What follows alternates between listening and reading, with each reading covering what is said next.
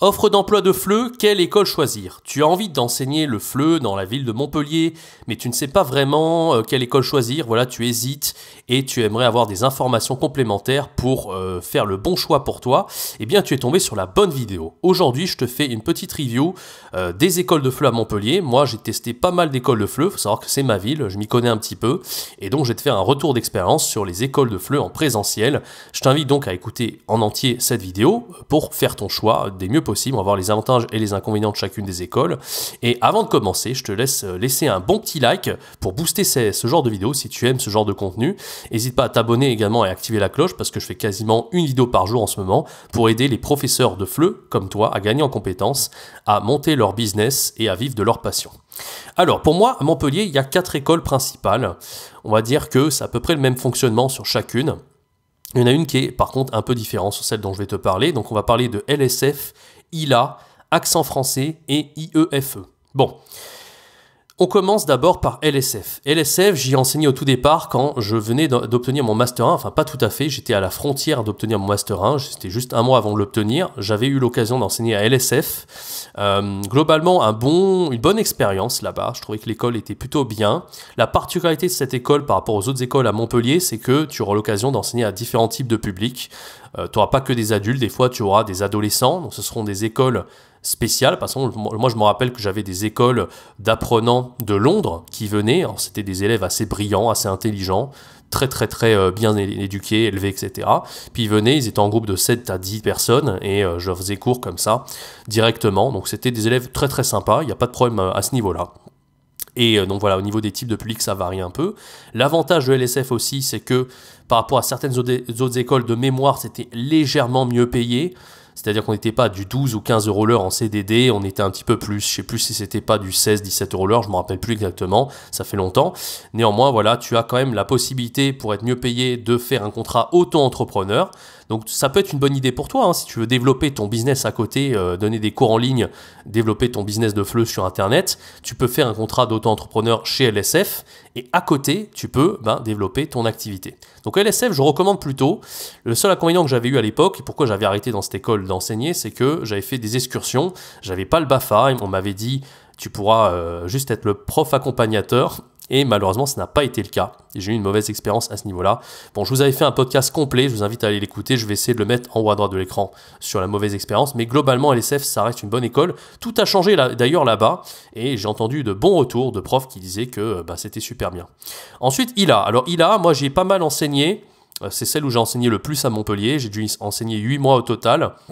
J'ai toujours trouvé l'ambiance vraiment sympa, avec des profs plutôt cool. Faut savoir qu'il n'y a pas beaucoup de jeunes profs qui sont en côté ILA. Moi, j'étais un des plus jeunes, en fait, à rester assez longtemps. Mais globalement, il y a beaucoup de femmes, hein, assez peu d'hommes aussi. Donc, si tu écoutes en majorité sur la chaîne YouTube, vous êtes plus de femmes, c'est logique. Hein, le FLE, c'est plus un domaine d'enseignement féminin. Donc, faut savoir qu'ILA, voilà, c'est des femmes qui ont entre 40 et 50 ans. J'ai aucun problème avec ça, hein, elles étaient très sympas. Mais voilà, faut le savoir juste par rapport à l'ambiance de l'équipe pédagogique. Et aussi, ILA, c'est un tout petit peu moins bien au niveau du CDD. La rémunération, ça doit être du 12 ou 13 € l'heure. Je crois que c'est 13 € l'heure en CDD. Et il n'y a pas, malheureusement pas de contrat auto-entrepreneur pour se lancer à côté. Donc, l'ambiance est bonne. C'est pas mal parce que tu peux avoir un CDI à ILA si tu as envie de travailler sur le long terme dans une école de FLE, mais voilà, pas de contrat auto-entrepreneur. Globalement, j'ai aimé mon expérience chez ILA. Il m'avait proposé d'ailleurs en CDI. Finalement, je suis devenu indépendant et je suis beaucoup plus heureux comme ça. Donc, si toi, tu as envie de devenir, d'avoir ton CDI dans le FLE, ILA, ça peut être une bonne idée en tout cas. Voilà, et c'est une école dans laquelle on peut évoluer assez facilement et l'équipe était assez sympa.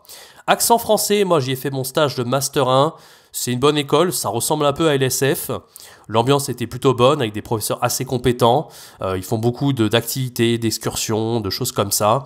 Voilà, j'ai un peu moins de choses à dire sur Accent Français parce que j'y ai fait seulement mon stage. Je me rappelle que j'avais enseigné des profs j'avais observé des profs très compétents à l'époque.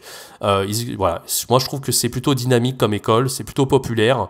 C'est comparable à LSF. Je ne sais pas forcément s'ils font des contrats auto-entrepreneurs aujourd'hui. Je sais que pendant le Covid ils le faisaient, mais LSF en tout cas c'est toujours possible d'avoir ce contrat auto-entrepreneur à 30 € l'heure. Voilà, et la dernière école, c'est IEFE, qui est à l'université Paul Valéry.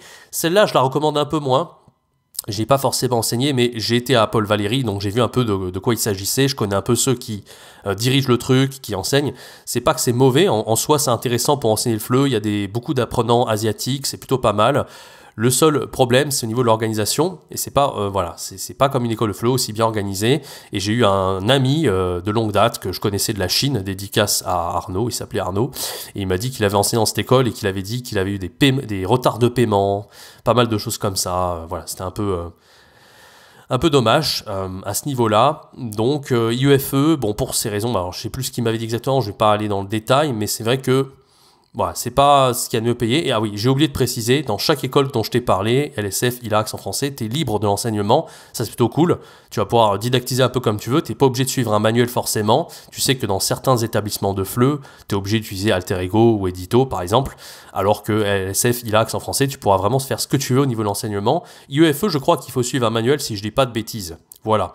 Voilà un petit peu pour mon retour sur les écoles de FLE. J'espère que ça t'aura aidé à faire un petit peu ton choix. Je voulais faire une vidéo assez courte, je ne vais pas non plus en parler des heures. En tout cas, j'ai fait une vidéo très complète récemment où je te donne les avantages, les inconvénients, enfin, quels sont les bons choix pour toi quand tu veux postuler dans une école de FLE. Je te parle de manière générale, pas que à Montpellier. Donc je t'invite à aller l'écouter cette vidéo. J'ai mis le lien en description, je te mets le lien en haut de l'écran. C'est vraiment une vidéo complète qui te donne les 5 erreurs à éviter lorsque tu choisis une offre d'emploi de FLE en présentiel et quelles sont les bonnes stratégies à adopter selon moi pour arriver à être content quand tu enseignes en présentiel. Je t'invite à aller écouter tout ça. Moi, je te donne rendez-vous très bientôt pour une prochaine vidéo. N'hésite pas à me laisser un bon like, abonne-toi et active la cloche pour ne pas rater les vidéos que je poste tous les jours. Et tu as une promo de la semaine en ce moment, c'est toutes les formations à moins 70%. Il y a plus de 19 formations dans le catalogue. Je t'invite à aller voir tout ça dans le premier lien dans la description. Quant à moi, je te donne rendez-vous très bientôt pour une prochaine review, un prochain podcast sur la chaîne. C'était Jérémy. Ciao, bye bye.